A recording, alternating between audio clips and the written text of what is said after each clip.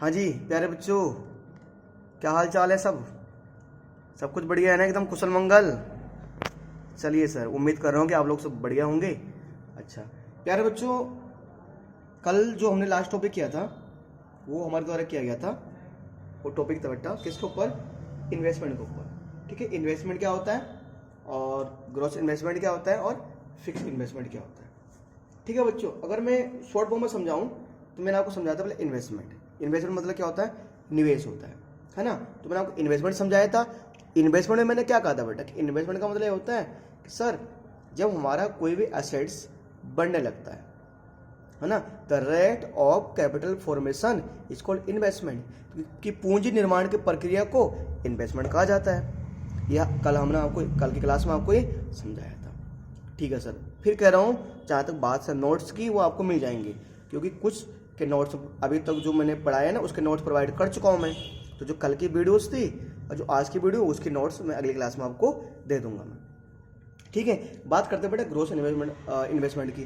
फिर बात करता हूँ मैं कि इन्वेस्टमेंट को ना, ठीक है सर, जो मैंने आपको समझाया था कल का मैं बता देता हूँ बच्चों कि जो इन्वेस्टमेंट हमारे पास था, फिर हमने सीखा था जो हमारा इन्वेस्टमेंट होता है ना तो बेटा हमने उस इन्वेस्टमेंट को दो पार्ट में, उसके दो कंपोनेंट्स थे, उसको दो घटक थे, एक फिक्स इन्वेस्टमेंट, एक इन्वेंटरी इन्वेस्टमेंट। फिक्स में क्या होता है? जो हमारे पास फिक्स असेट्स पड़ा होता है, जो हमारे पास फिक्स असेट्स होता है, जो स्थिर संपत्ति होती है, वो फिक्स इन्वेस्टमेंट में आता है। और जो हमारे पास कोई अनसोल्ड स्टॉक होता है या जो कोई रॉ मटेरियल होता है, वो किस में आता है? इन्वेंट्री इन्वेस्टमेंट में, या वो कच्चे माल में आता है बेटा हमारा, उसको बोलते हैं माल सूची निवेश। फिर हमने कहा था बेटा जो हमारा इन्वेस्टमेंट होता है, जो हमारा निवेश होता है, वो दो प्रकार का आता है। इन्वेस्टमेंट होता है दो टाइप्स का, एक होता है नेट इन्वेस्टमेंट, एक होता है ग्रोस इन्वेस्टमेंट। नेट में क्या होता है? नेट का मतलब होता है शुद्ध निवेश, ग्रोस मतलब सकल निवेश। बट हमने कहा था कि ग्रोस इन्वेस्टमेंट का मतलब क्या होता है कि जो हमारे पास ना, जो हमारे पास फिक्स एसेट है वो तो है ही है, उसके साथ साथ जो हमने फिक्स एसेट्स के लिए कुछ अलाउंस रखा हुआ है, फिक्स एसेट्स के लिए कुछ अलाउंस रखा हुआ है, या जो प्रोविजन रखा हुआ है। प्रोविजन को हमने कहा था कि हिंदी में कोस बोलते, क्या बोलते? कोस, है ना। जो अलाउंस की व्यवस्था की है, तो जो हमारे पास पुराना एसेट्स है प्लस जो हमने अलाउंस रखा हुआ है, उसको बोलते हैं हम ग्रोस इन्वेस्टमेंट, यानी सकल निवेश। और जो नेट इन्वेस्टमेंट का मतलब क्या होता है? शुद्ध निवेश का मतलब क्या होता है? शुद्ध निवेश ये बताता भैया कि वाकई में जो टोटल स्टॉक है या जो फिक्स असेट्स है उसमें कितने का इंक्रीमेंट हुआ है। कैसे भैया? मैंने कहा पहले 5 लाख का मशीन था, 2 लाख का और मशीन ले आया, तो नेट इजाफा, नेट वृद्धि कितने का एडिशन हुआ है? 2 लाख का। तो ये 2 लाख क्या है? ये 2 लाख हमारा नेट इन्वेस्टमेंट होता है। नेट में आता जो वाकई में वृद्धि हुई है, इसमें अलाउंस कुछ नहीं आता। इसमें हमने जो व्यवस्था की है नई मशीन खरीदने के लिए, ये जो अलाउंस रखा हुआ ना हमने, वो ग्रोस इन्वेस्टमेंट में आता है। फिर हमने एक चीज आपको और समझाया था प्यारे बच्चों, आपको हमने ये भी समझाया था कि सर हमारे ना दो चीजें होती है। एक होता है फॉर्मूला होता है ग्रोस का, ग्रोस इन्वेस्टमेंट का फॉर्मूला होता है क्या? Net investment plus depreciation. ध्यान रखना, आगे काम आएगा जब क्वेश्चन करेंगे हम। और नेट का होता है ग्रोस माइनस डेप्रिसिएशन। ठीक है, ये तो कल की बात थी। अच्छा, इससे याद आया प्यारे बच्चों, कल की वीडियो में ना आपको गूगल फॉर्म के बारे में समझाया था, तो आपसे रिक्वेस्ट है जिन बच्चों ने कल की वीडियो नहीं देखी उनको बताता हूं मैं। कल की वीडियो के शुरुआत में मैंने कुछ गूगल फॉर्म के बारे में आपको मैंने एक्सप्लेन किया था, जाके जल्दी से उस गूगल फॉर्म को फिल कर लो। अगर आप या अगर हमसे पहले ही पढ़ते आ रहे हो या आगे भी हमसे पढ़ना चाहते हो, या कोई नया बच्चा है जो हमारा कोचिंग सेंटर ज्वाइन करना चाहता है, तो जल्दी से गूगल फॉर्म को भर ले बेटा। ठीक है, उसका लिंक मैं आप आज के डिस्क्रिप्शन बॉक्स में भी डाल दूंगा बेटा। बात करनी है आज का टॉपिक, मेन टॉपिक डेप्रिसिएशन है, पर डेप्रिसिएशन कराने से पहले, यानी कि मूल्य ह्रास वाला टॉपिक कराने से पहले आपको ना मैं ग्रोस इन्वेस्टमेंट और नेट इन्वेस्टमेंट के बारे में थोड़ा डिफरेंस समझा देता हूँ। कभी कभी डिफरेंस आ जाता है, ठीक है। इसका जो पूरा एक्सप्लेनेशन होगा वो मैं क्या करूंगा प्यारे बच्चों, वो आपको मैं नोट्स में दूंगा मैं, ठीक है। पर थोड़ा बहुत अभी ना एकदम कुछ कॉन्सेप्ट बात करेंगे, पूरा मैं यहाँ लिख नहीं रहा, बाकी तो उसको मैं नोट्स प्रोवाइड कर दूंगा मैं आपको। देखो बेटा, ग्रोस इन्वेस्टमेंट का मतलब क्या होता है? सर सकल निवेश का मतलब होता क्या है? बेटा ग्रोस इन्वेस्टमेंट का मतलब होता है कि इसको बोलते हैं कि सर हमारे जो ग्रोस इन्वेस्टमेंट कहता है कि सर ये ऐसा खर्चा होता है ना, ये ऐसा यानी ऐसा एक्सपेंडिचर होता है, मैं इसको बोल सकता हूँ कि एक्सपेंडिचर, यहाँ बोल सकते हैं कि ऐसा एक्सपेंडिचर होता है कि एक्सपेंडिचर बाय प्रोड्यूसर, है ना, expenditure by producer on new assets, on purchase new asset, on purchase new assets, on purchase new assets, on purchase new assets plus, या ऐसे बोल सकते हैं as well as, as well as, as well as क्या बेटा, expenditure, as well as expenditure on replacement of, है ना, replacement of ऐसे हाँ, replacement of existing assets, existing assets. ठीक है, समझा रहा हूं बेटा, हिंदी में समझाऊंगा मैं क्या मतलब है उसका। ये कह रहा है बेटा कि ये ऐसा एक्सपेंडिचर होता है, क्योंकि तो इनके बारे में आपको समझा चुका हूं मैं प्रीवियस वीडियो में, वो फिर भी डिफरेंस समझाना है तो उसको हम समझ सकते हैं।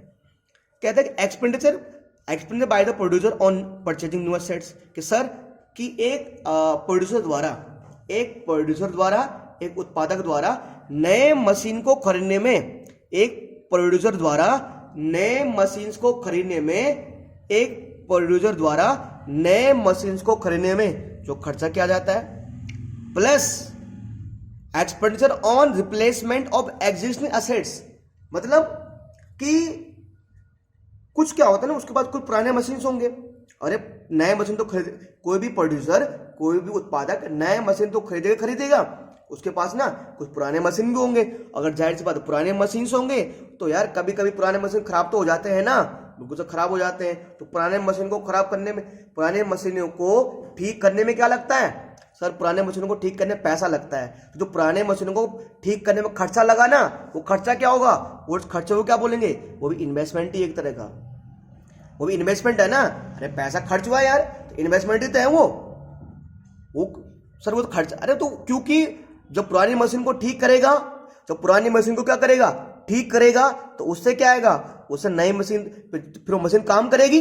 जब पुरानी मशीन मान लो खराब हो गई, फिर मशीन को ठीक किया, ठीक है तो मशीन काम करेगी, जब मशीन काम करेगी तो बाबा पैसा आएगा ना। हाँ सर ये बात तो ठीक कर रहे हो। अच्छा कभी कभी हम क्या करते हैं ना कि पुरानी मशीन को बदल कर नई मशीन ले लेते हैं। जैसे मैंने कहा मैं एक दुकान में गया, ठीक है, तो मैं दुकानदार को वहां पे ऑफर चल रहा था कि भाई पुरानी मशीन दे दो, पुरानी मशीन भी दे दो और 50,000 भी दे दो और नई मशीन ले जाओ।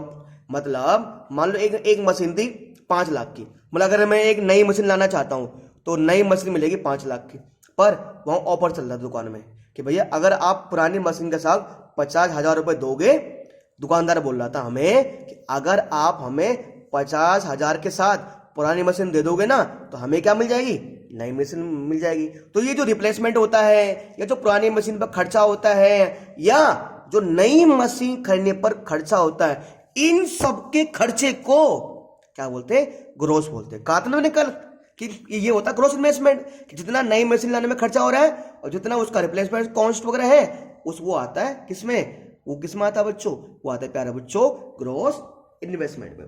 जबकि प्यारे बच्चों अगर बात करें ना इसमें सिर्फ क्या आता है, इसमें हम बोल सकते हैं कि एक्सपेंडिचर है ना, इसमें बोल सकते हैं कि ऐसे बोल सकते हैं ना, हाँ इट इंक्लूड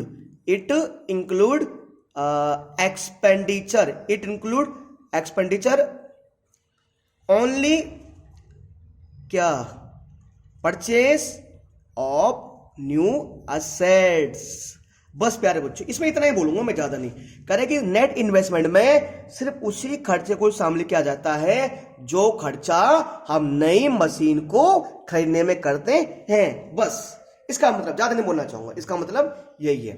ठीक है, इसका मतलब क्या है, जो नई मशीन को खरीदने में खर्चा किया प्लस जो उसका रिप्लेसमेंट कॉस्ट वगैरह है, इसमें क्या आता है, it include expenditure only purchase of new assets, कि जो हमने न्यू असेट्स को खरीदने में जो खर्चा किया इस नेट इन्वेस्टमेंट में उसी को शामिल किया जाता है। बस ठीक है सर। अच्छा ठीक है बच्चों, ये प्यारे बच्चों एक तो ये डिफरेंस हो गया, ठीक है, वो ज्यादा इसमें डिफरेंस नहीं है, एक ही हो गया। एक और बोल सकते हैं प्यारे बच्चों कि, यानी कि प्यारे बच्चों इसको हम एक और बोल सकते हैं कि यहाँ एक आ जाता है, यहाँ एक आ जाता है, यहाँ एक आ जाता है ना। काफी बुक्स में देखो आप काफी बुक्स में देखोगे कि हम इसको ऐसा बोल सकते हैं प्यारे बच्चों कि जो रिप्लेसमेंट होता है, कि जो रिप्लेसमेंट कॉस्ट होती ना, यानी ये कहा जाता है कि जो इसकी जो रिप्लेसमेंट कॉस्ट होगी, है ना, वो जो कॉस्ट होगी ना वो डेप्रिसिएशन के बराबर होगी। वो किसके बराबर होगी बेटा? डेप्रिसिएशन के बराबर होगी। यानी कि जो इसकी रिप्लेसमेंट कॉस्ट, मतलब हिंदी में रिप्लेसमेंट को क्या बोल रहे हैं यार? हिंदी में रिप्लेसमेंट का मतलब होता है बदलना। यानी अगर रिप्लेसमेंट मतलब कि भाई उस चीज़ को बदल देना, तो जो इसको मतलब शायद प्रतिस्थापन बोलेंगे सर, प्रतिस्थापन। जो प्रतिस्थापन लागत होगी ना वो मूल्यह्रास का बराबर होगी। जो प्रतिस्थापन लागत होती है किसके बराबर होती है? वो मूल्यह्रास के बराबर होती है। अरे मतलब कैसे? तुम बोलो समझे नहीं यार। एक चीज था, देखो भाई, मेरे पास एक पुरानी मशीन थी। अब मेरे पास दो ऑप्शन थे, या तो मैं उस, मान लो कि मेरे पास पुरानी एक मशीन ले आया मैं, ठीक है, मैं ले आया एक मशीन लाया मैं, ठीक है। और वो मशीन चलनी थी कितने साल तक? 10 साल तक। भाई कितने साल तक चलनी थी? 10 साल तक चलनी थी, ठीक है। पर क्या हुआ यार, वो 2 साल तक तो ठीक चली, पर मुझे लगा उसके बाद ना बीच बीच में खराब हो जा रही थी। मतलब 2 साल तक तो मशीन ठीक ठाक चली, फिर बीच साल में ना कई बार उसमें दिक्कत आ रही थी। कभी उसका इंजन खराब हो जा रहा है मान लो, कभी उसमें कुछ तेल मतलब डीजल की दिक्कत आ रही है, कभी वो मशीन एकदम गर्म हो जा रही है। तो मैंने कहा यार ऐसे तो मशीन तो 10 साल तक चलनी है, ये तो 2 साल में इसका हवा टाइट हो गई, तो अगले 8 साल तक मैं कैसे चलाऊंगा? तो मैंने क्या किया, उस मशीन को बदल दिया। क्या किया? उस मशीन को मैंने चेंज कर दिया। तो उस मशीन को बेचकर एक नई मशीन ले ली। तो क्योंकि उस मशीन को चलना था पूरे 10 साल तक, तो सिर्फ मैंने कितना यूज किया? 2 साल यूज किया। तो उसका डेप्रिसिएशन पता है कितना लगा? सिर्फ मतलब जो उस पर डेप्रिसिएशन लगा ना, जो उस पर मूल्यह्रास लगा, तो उसकी जो वैल्यू कितनी कम हुई? वो 2 साल वाली कम हुई। तो यानी जो मेरा जो बदलने पे कॉस्ट, अब जाहिर सी बात है, अब ये तो अब वो पुरानी मशीन थी। एक चीज बताओ, जो पुरानी मशीन थी भाई, वो अगर मैं उस पुरानी मशीन को 5 लाख के लाया था, मैं कितने के लाया था? 5 लाख की मशीन लाया था। अब 5 लाख में तो मिले, 5 लाख में तो बिकेगी नहीं ना वो। अगर मैं 5 लाख की मशीन लाया, अगर मैं 5 लाख की मशीन ले आया, ठीक है, तो मान लो मशीन मैंने कितने की बेची? अरे मान के चलो, ये इसका मतलब पता है क्या? अगर मैं 5 लाख की मशीन लाया, क्या लाया मैं? 5 लाख की मशीन लाया, और वो मशीन मैंने कितने की बेच दी? वो मशीन मैंने बेच दी 3 लाख की। मतलब एक चीज देखो, चलो मैं एक चीज बताता हूँ आपको, सुनो। ये इसका मतलब बहुत आसान है, होगी, आप इसका मतलब समझिए। अब पता क्या मतलब है इसका? देखो, मेरी मशीन थी, मैं लाया था 5 लाख की मशीन, मैं 5 लाख की मशीन लाया था। अब क्या हुआ, एक दुकान में एक ऑफर चल रहा है कि पुरानी मशीन ले जाओ, पुरानी मशीन दे जाओ और नई मशीन ले जाओ, पुरानी मशीन दे जाओ और नई मशीन ले जाओ। तो मैंने क्या किया, दुकान में अपनी 5 लाख की मशीन दे दी और 3 लाख की मशीन ले आया। बस, मतलब एक्सचेंज ऑफर था ना, तो ये मुझे पैसा देगा नहीं मुझे पैसा देगा। अब एक चीज बताओ, लॉस में कौन है भाई? भाई लॉस में कौन है? मैं नहीं हूं। मैं कितना लॉस में हूं? 2 लाख लॉस में हूं, कि मैंने यार 2 लाख का माल दिया है और 3 लाख का माल दिया है। 2 लाख लॉस में ना। ये जो 2 लाख है, जो मुझे 2 लाख का लॉस हुआ है, इसको आमतौर पर हम रिप्लेसमेंट कॉस्ट बोलेंगे। रिप्लेसमेंट मतलब पुराने के बदले क्या लिया है? नए लिया है। पुराने के बदले क्या लिया है? नए लिया है ना। जो 2 लाख का, जो 2 लाख है ना, ये होने के लिए तो रिप्लेसमेंट कॉस्ट है। पर कहीं ना कहीं यानी मेरी 5 लाख के मशीन की वैल्यू कितने, 5 लाख के मशीन की वैल्यू कितने के बराबर हो गई है? 3 लाख के बराबर हो गई है। तो जो 2 लाख कमी आई ना, मेरे मशीन में कितने लाख की कमी आई है? 2 लाख की। 5 लाख का माल कितने में बिक रहा है? 3 में बिक रहा है ना। तो कितने की वैल्यू कम हुई है? 2 लाख की। तो 2 लाख की जो वैल्यू कम हुई है, 2 लाख की जो वैल्यू कम हुई है, वो क्या है? डेप्रिसिएशन ही तो है। डेप्रिसिएशन नहीं है वो। अरे यार एक चीज बताओ, मैं मोबाइल फोन लिया है 10,000 का, मैंने नया मोबाइल फोन 10,000 का लिया, अब मुझे अगले महीने वो बेचना है, मतलब मेरे पास पैसे नहीं है, अब मुझे अगले महीने फोन बेचना है। क्या वो फोन अगले महीने में 10,000 का बिकेगा? नहीं सर, वो बिकेगा कम का। कितने का बिकेगा? वो बिकेगा हो सकता है 9,500 का बिक जाए, या हो सकता है 9,000 का बिक जाए। क्या वो फोन अभी भी 10,000 का ही बिक रहा है? नहीं सर, वो कम का बिक रहा है। ठीक है, जो आपका 9,000 है ना, जो 9,000 का बेच रहा हूँ या 9,500 का बेच रहा हूँ, तो मोबाइल की वैल्यू कितनी हो गई? 500 रुपये कम हो गई है या 1,000 रुपये कम हो गई है। इसी को क्या बोलते हैं? डेप्रिसिएशन। अभी आऊंगा इस पे से, इसी पे बोलते हैं डेप्रिसिएशन। तो जो रिप्लेसमेंट कॉस्ट होती है 2 लाख, यानी 2 लाख का मुझे घाटा होना, मैं लॉस कर रहा हूँ, है ना। तो 2 लाख की मशीन की वैल्यू कम भी हुई है। तो इसी रिप्लेसमेंट कॉस्ट, यहाँ पर रिप्लेसमेंट कॉस्ट किसके बराबर होता है? डेप्रिसिएशन का बराबर होता है। कहां पर? ग्रॉस इन्वेस्टमेंट में। जबकि it does not include investment cost. तो यहाँ पर यहां पर यहां ना does not include replacement cost. Replacement cost अरे हिंदी में क्या बोलेंगे, यह है हिंदी में बोलेंगे यह है प्रतिस्थापन लागत को शामिल नहीं करता। अरे भाई जब हम मशीन यहां पर यार सुन दो, यहां पर क्या पढ़ा था हमने, यहां पर तो हम सिर्फ देखते हैं नई मशीन की बात होती है भाई कि भाई नई मशीन कितने की आई है, बस वही इन्वेस्टमेंट है। यहां पर पुरानी मशीन पर खर्चा किया वो तो, यहां पर पुरानी मशीन में तो खर्चे की बात होती नहीं है, तो यहां पर रिप्लेसमेंट कॉस्ट होगा नहीं होगा सर। इसलिए यहां पर नेट इन्वेस्टमेंट में रिप्लेसमेंट कॉस्ट को शामिल नहीं किया जाता। ठीक है सर, हाँ सर समझ तो रहे हैं। चलिए सर आगे बढ़ते हैं। ठीक है सर प्यारे बच्चों, एक और चीज लास्ट तीन ही डिफरेंस समझाऊंगा मैं, तीन ही डिफरेंस समझाऊंगा मैं। क्या है, इसको बोल सकते हैं कि इट डज नॉट शो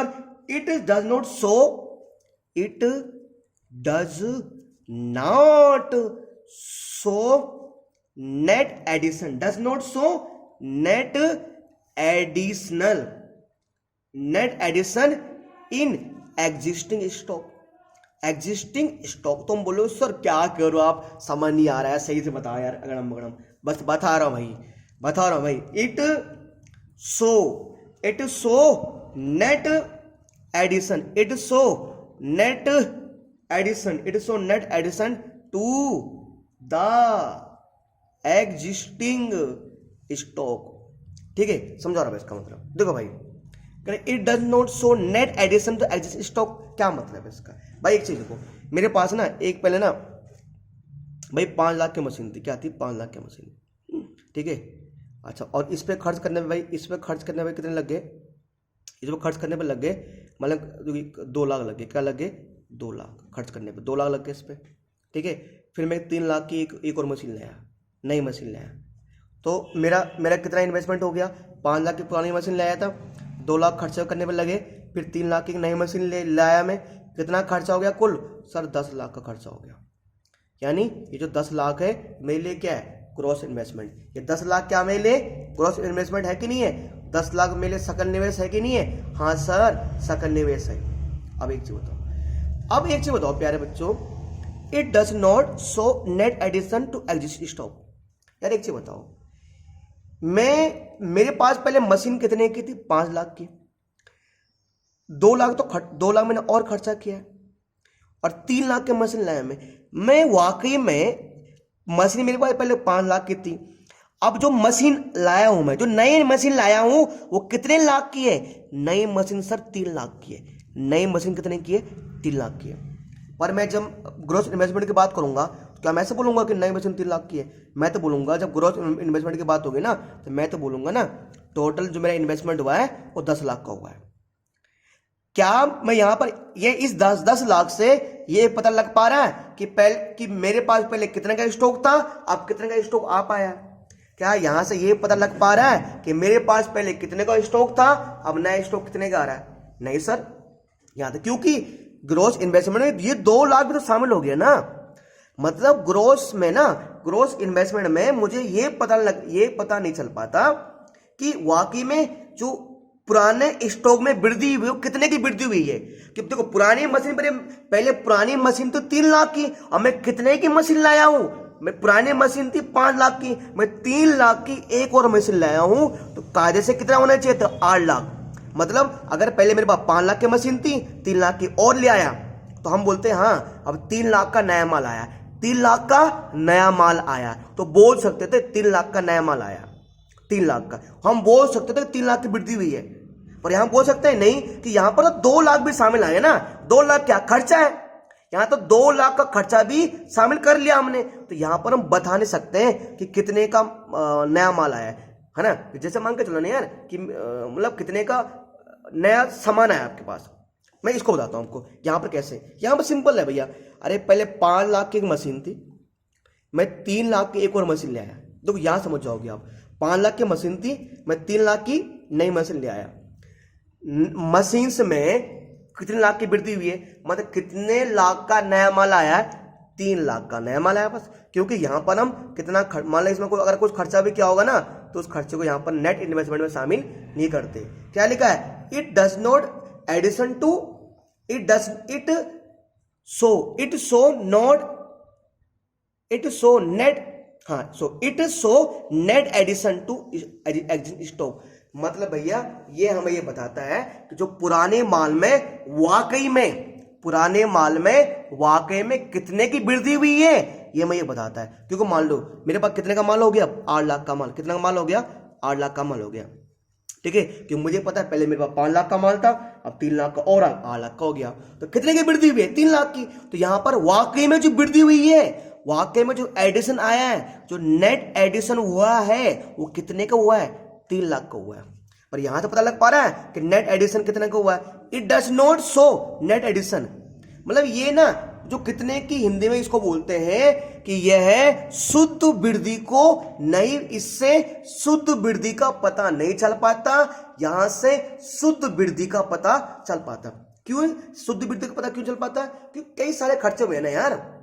अरे यहां पर तो बहुत सारे खर्चे होंगे, ठीक है। जैसे मैं यार मैं क्या बताऊं आपको, जैसे 2 मिनट के लिए ना, अब मैंने कोचिंग सेंटर्स खोलने में अगर शुरू में 75 लाख का मैंने इन्वेस्टमेंट किया और उसके बाद मैंने कोई इन्वेस्टमेंट किया ही नहीं, मतलब उसके बाद मैंने ना पंखा ठीक करने पर कुछ पैसा खर्च किया, न चेयर टूट गई थी, न मैंने उस पर किया, तो सामने थोड़ी नहीं करेंगे हम। हाँ, और जब चेयर की बात आएगी, ठीक है, तो अगर देखो बेटा, अगर मेरी चेयर है और मेरी कोई चेयर टूट गई, तो मान लो मैंने उन चेयर को जोड़ जाड़ कर कुछ, किसी को मान लो कोई चेयर बनाने वाला आया, तो मेरे 8-10 चेयर मेरी टूट गई थी, तो मैंने उससे क्या कर ली, चेयर रिपेयर करा ली।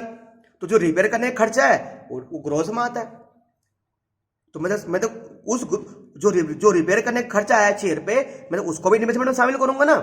जबकि यहां पर रिपेयर करने का खर्चा शामिल नहीं करते, यहां तक कहते हैं पहले 10 चेयर थी, अब 2 चेयर और आ गई है, तो कितने चेयर हो गई, 12। तो 2 चेयर और आई है, मतलब कितने की वृद्धि हुई है, 2 चेयर की वृद्धि हुई है। तो वो कहां आता है, कितने की वृद्धि हुई है, 2 चेयर की वृद्धि हुई है, तो वो आता है नेट में, है ना। और यहां पर तो पुराने चेयर कितने के थे, फिर कितना खर्चा हुआ चेयर को ठीक करने में, फिर नए चेयर कितने की आई, तो उससे पता नहीं चल पाता कि कितने की नेट एडिशन हुआ है, कितने का नेट एडिशन हुआ है, कितने की वाकई में वृद्धि हुई है।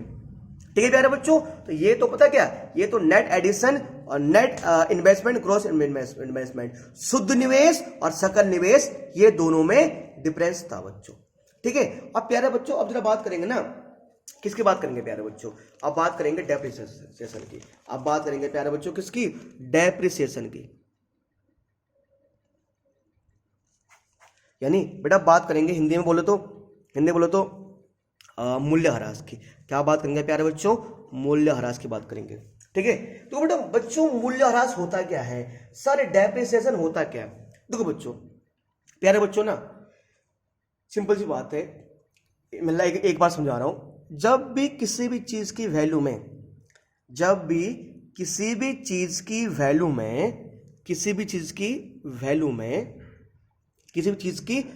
में समय, टाइम बीतने के साथ,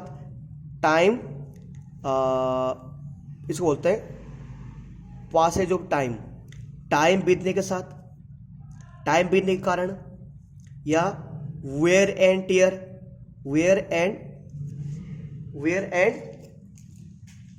होने के कारण, यानी टूट फूट होने के कारण, या न्यू डिमांड होने के कारण वैल्यू कम हो जाती है। सर समझे नहीं, समझा रहा हूं। अगर मैं इसको छोड़ू, अगर मैं ये बोलूं, अगर तो क्वेश्चन, अगर कोई पूछना आपसे डेप्रिसिएशन क्या है, तो आपको बोलना सर जब भी किसी भी चीज की वैल्यू में कमी हो जाती है उसे बोलते हैं डेप्रिसिएशन। अगर सिंपल बोलूं मैं, जब भी किसी भी चीज की वैल्यू में कमी हो जाती है उसे बोलते हैं डेप्रिसिएशन। हिंदी में जब किसी वस्तु की मूल्य में कमी हो जाती है उसे बोलते हैं मूल्यह्रास, वो डेप्रिसिएशन है। अच्छा, अब अगर आपको लंबी डेफिनेशन देनी है, बड़ी परिभाषा देनी है, ऐसे बोल सकते हैं कि जब किसी चीज की वैल्यू में कमी हो जाती है, किस कारण से, उसके टाइम बीतने के कारण, या उस ऑब्जेक्ट के टूटने के कारण, या यह नया डिमांड होने के कारण, जब टाइम बीतने के कारण किसी चीज की वैल्यू कम हो जाती है उसे बोलते हैं डेप्रिसिएशन। तुम करो तो समझे नहीं। अरे भाई सिंपल सी बात, मैंने आपको एग्जांपल दिया ना, मैंने एक नया मोबाइल फोन लिया, क्या लिया, न्यू मोबाइल फोन लिया। मैंने एक फोन लिया, अगर 10,000 का मैं फ़ोन लेता हूँ आज, और मैंने आज ये फ़ोन लिया, और मैं एक महीने बाद अगर मैं एक महीने बाद इसको बेचना चाहता हूँ, सर क्या ये फ़ोन 10,000 का बिकेगा? नहीं सर, वो ये फ़ोन 10,000 का नहीं बिकेगा, क्योंकि ये फ़ोन क्या हो गया, सेकेंड हैंड हो गया। अबे सेकेंड हैंड हो गया तो मैंने तो घिसा तो थोड़ी ना है, भाई यूज ही किया है। पर लोंडे कहते हैं नहीं भैया, एक महीना हो गया। क्या हो गया? एक महीना हो गया, टाइम बीत गया, एक महीना हो गया, इसलिए कह रहे भैया मैं तो इसको दूंगा 9,000। एक बंदा कह रहा है मैं दूंगा 9,000। सागर पपने एक हमारा विद्यार्थी है, बहुत पैसा भाई के पास, कह रहा भैया 9,000 लेना तो पकड़ो, ठीक है। मैं तो गरीब आदमी, मेरे पास कुछ खाने को नहीं है कुछ। मैंने कहा लो भाई सागर तो 9,000 दे दे यार। तो देखो इसकी वैल्यू कम हो गई ना, किस वजह से? टाइम बीत गया। कितना हो गया? एक ही महीना तो बिका है। यहाँ एक महीने की बात हो रही है। आप मैं अगर आज लाया हुआ ना और कल बेचता हूं मैं फोन, तो 10,000 का नहीं बिकेगा। वो लौंडे बोलेगा कि 500 कम करो इसमें। तो टाइम बीत गया ना, तो टाइम बीतने के कारण वैल्यू कितनी कम हुई है? 1,000। तो ये 1,000 क्या है? डेप्रिसिएशन है। तो इस मोबाइल की वैल्यू किस लिए कम हो गई? टाइम बीतने के कारण कम हुई, ठीक है। दूसरा, या तो है ना, अच्छा मेरे मोबाइल फोन एकदम ठीक ठाक था, मेरा मोबाइल एक फोन एकदम ठीक ठाक, कोई दिक्कत नहीं थी उसमें। चलो अब मान के चलो कभी कभी या मेरे 10,000 का फोन था, हो सकता है मेरे मोबाइल फोन में क्या कोई टूट फूट हो। अब जब कोई चीज टूट फूट जाती है तो तब भी तो उसकी वैल्यू कम हो जाती है। और अगर मेरा मोबाइल फोन उसमें थोड़े बहुत स्केच आए हुए हैं, वो एक दो बार गिर गया है, तो थोड़ा बहुत टूटा फूटा होगा। तो जब कोई चीज टूट फूट जाती है तो क्या जो उसकी वैल्यू पहले होती है अभी भी उसकी वैल्यू वही होगी? नहीं सर, अब उसकी वैल्यू क्या हो जाएगी? उसकी वैल्यू चेंज हो जाएगी, है ना। तो जब कोई चीज टूट फूट जाता है तब उसकी वैल्यू कम हो जाती है। हाँ सही कहा आपने, ठीक है। दूसरी चीज बड़ा एक चीज देखो ना,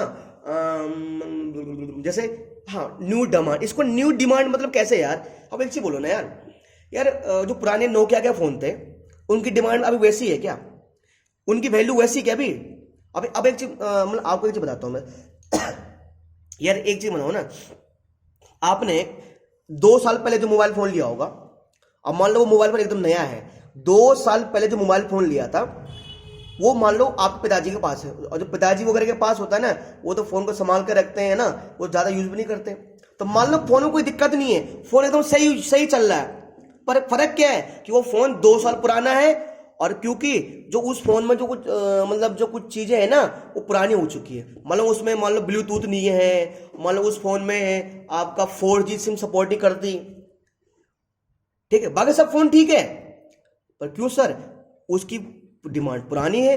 अब जबकि हमें तो क्या चाहिए? नेट डिमांड वाला फोन चाहिए, हमें तो चाहिए जिसमें सब कुछ हो, जिसमें एकदम 4G सिम चले, नेट एकदम फास्ट चले, जिसमें हम PUBG गेम इंस्टॉल कर सके, जिसमें बहुत सारा स्पेस हो, मतलब 100 GB का स्पेस हो, हमें वो चाहिए। तो पुराने फोन की डिमांड कम हो गई है। अब क्यों? मतलब जो हमारे पास ऑब्जेक्ट है अब उसकी डिमांड मार्केट में है ही नहीं। और जब उसकी डिमांड मार्केट में नहीं है तो सर क्या होगा?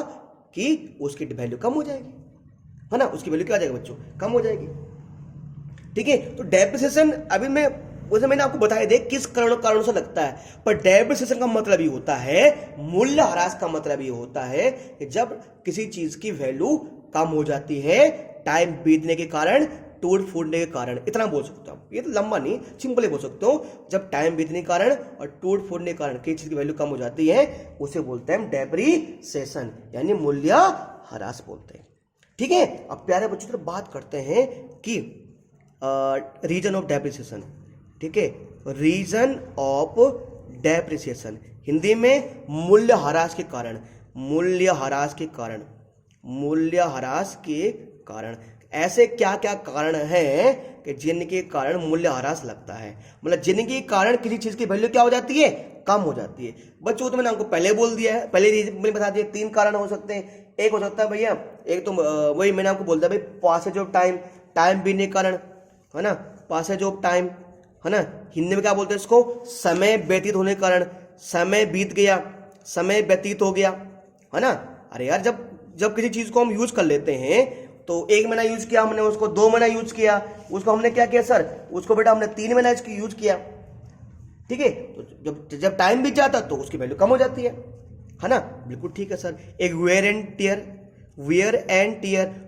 टियर का मतलब होता है प्यारे बच्चों कि टूट फूट, क्या टूट फूट, कि सर जब कोई चीज को यूज करते हैं तो उस दौरान जब किसी चीज को हम यूज करते हैं तो उस दौरान वो ऑब्जेक्ट टूट जाती है, फूट जाती है, तो जिसके कारण मार्केट में उसकी वैल्यू कम हो जाती है। जब किसी चीज की वैल्यू कम हो जाती है, जब किसी चीज की वैल्यू कम हो जाती है तो उसी को तो बोलते हैं डेप्रिसिएशन, उसी को तो बोलते हैं मूल्यह्रास। हाँ सर आप बात तो सही कर रहे हो यार, सर बिल्कुल बात सही कर रहे हैं, बिल्कुल सही बात कर रहे हैं।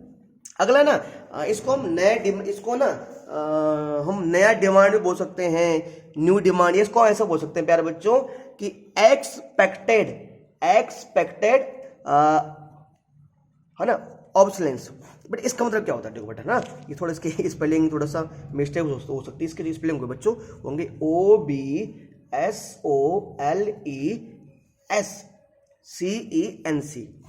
ठीक है। इसको बोलते हैं हिंदी में अप्रचलन, ठीक है। एक्सपेक्टेड ऑब्सोलेंस है ना, इसका मतलब ये होता है प्यारे बच्चों कि जब कभी कभी मार्केट में नई टेक्निक आने कारण हमारे ऑब्जेक्ट की वैल्यू या हमारे गुड्स की वैल्यू, जब मार्केट में नई टेक्निक आने के कारण हमारे गुड्स की वैल्यू कम हो जाती है तो उसको बोलते हैं, क्या बोलते हैं प्यारे बच्चों, उसको एक्सपेक्टेड ऑब्सोलेंस, है ना। कैसे मैंने आपको बताया था ना यार, जैसे एग्जांपल के लिए आप एग्जांपल ले लो ना यार एक चीज बताओ, जो कोई टीवी है, ठीक है यार, पहले ब्लैक एंड व्हाइट टीवी चलती थी, अब कौन सी टीवी आ रही है, अब कलर टीवी आ रही है, तो क्या ब्लैक एंड व्हाइट टीवी की डिमांड अभी है? Sir black and white TV demand नहीं है ना, तो सर उसको कोई पूछेगा नहीं। तो अगर आपको मान लो 2 मिनट में ऐसे बोलता हूँ यार, आपको ना मान लो एग्जाम्पल समझ लो, मतलब आप में से किसी के पिताजी को दहेज में क्या मिला था, ब्लैक एंड व्हाइट टीवी मिला था। क्या मिला था? दहेज में ब्लैक एंड व्हाइट टीवी मिला था। पर उस टाइम आपके घर में क्या नहीं था, मान लो बिजली नहीं थी, बैटरी नहीं था, तो आप वो टीवी यूज नहीं कर पाए, वो आपने टीवी वैसे की वैसे रखी थी। अब 5 साल बाद उस टीवी को आपके पिताजी बेचना चाह रहे थे। सोचा यार, पर टीवी नहीं है, टीवी एकदम सही चल रही है, टीवी यूज नहीं किया आपने, पर आप दुकान में बेचने के लिए गए।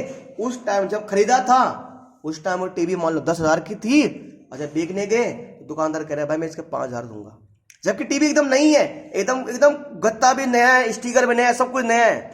पर क्या फर्क है, वो टीवी ब्लैक एंड व्हाइट है और जमाना किसका है, कलर का, जमाना रंगीन टीवी का है। तो जो ना जब टेक्नोलॉजी चेंज होती है तो उस कारण भी किसी चीज की वैल्यू कम होती है। तो बेसिकली 3 रीजन हो सकते हैं, बेसिकली 3 कारण हो सकते हैं किसी भी चीज की वैल्यू में, किसी भी चीज की वैल्यू कम होने के, ठीक है।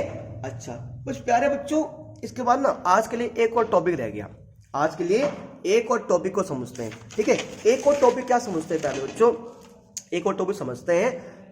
एक और टॉपिक जो है ना, जो बात करते हैं ना, बट 1-2 चीज हमारे पास होती है, कहीं कहीं जो डिफरेंस की बात कर ही देते हैं। एक और होता है हमारे पास, वो होता है प्यारे बच्चों, वो बोल सकते हैं, एक होता है डेप्रिसिएशन, एक होता है डेप्रिसिएशन, ये होता है डेप्रिसिएशन मतलब मूल्यह्रास, ठीक है। और एक होता है कैपिटल लॉस, एक होता है कैपिटल लॉस, एक होता है डेप्रिसिएशन, एक होता है कैपिटल लॉस, है ना। देखो प्यारे बच्चों, डेप्रिसिएशन का मतलब तो इन दोनों में ना कभी कभी डिफरेंस आ जाता है ना। जहां तक बात है नोट्स की, आपको नोट्स प्रोवाइड कर दूंगा। डेप्रिसिएशन का मतलब क्या होता है, देखो डेप्रिसिएशन का मतलब आपको मैंने बताया था कि देखो बेटा, डेप्रिसिएशन का मतलब ये होता है कि जब भी किसी भी चीज की वैल्यू कम होती है, सिंपल आ रहा हूं कि डिक्रीज इन वैल्यू, सिंपल बता रहा हूं मैं, बता दिया आपको ना कि decrease in value due to wear and tear, passage of time. जब भी किसी भी चीज की वैल्यू में कमी होती है उसे बोलते हैं डेप्रिसिएशन। हाँ सर ये तो मुझे पता है। तो कैपिटल लॉस क्या होता है, बट कैपिटल लॉस का मतलब होता है कि उस ऑब्जेक्ट का खत्म हो जाना, गायब हो जाना है। कैसे? अरे एक चीज बताओ, एक मशीन थी एक दुकान में, वो मशीन चोरी हो गई। एक मशीन थी दुकान में, वो मशीन क्या हो गई, चोरी। तो मशीन चोरी होना किस चीज का एग्जांपल है, कैपिटल लॉस का एग्जांपल है, ठीक है। एक कोई फैक्ट्री थी, फैक्ट्री में क्या लग गया, आग लग गई। क्या लग गई, आग लग गई, मशीन जल गई। बेटा किस चीज का एग्जांपल है, बेटा किस चीज का एग्जांपल है ये, सर ये एग्जांपल है किस चीज का, सर ये एग्जांपल है किसका, कैपिटल लॉस का। किसका एग्जांपल है बेटा, कैपिटल लॉस का। तो मतलब इसका मैं ऐसा बोल सकते हैं कि इसका मतलब होता है ना, सिंपल ना, कि ऐसा बोल सकते हैं, it refer to the, sir it refer to the loss of fix assets, loss of fix assets. Hindi में इसके तात्पर्य होता है, इससे तात्पर्य स्थायी संपत्ति के मूल्य में कमी से है, इससे तात्पर्य स्थायी संपत्ति के मूल्य में कमी से है। जबकि इसका मतलब क्या होता है, डेप्रिसिएशन का मतलब क्या होता है कि इसका डेप्रिसिएशन मतलब क्या होता है, बताया था ना कि decrease in the value of assets, decrease in the value of assets, कि जब संपत्ति के मूल्य में कमी होती है उसको बोलते हैं, है ना। हाँ समझ गए। It refer to the loss of, loss मतलब वो चीज जल गई, वो चीज उसमें आग लग गया, ठीक है, इसमें आता है। ठीक है सर, हम बिल्कुल समझ गए सर। लॉस मतलब जब कोई चीज हमारी चोरी हो गई या वो जल गई, है ना, इस वजह से लॉस तो हो रहा है ना, हमारा नुकसान तो हो रहा है ना यार।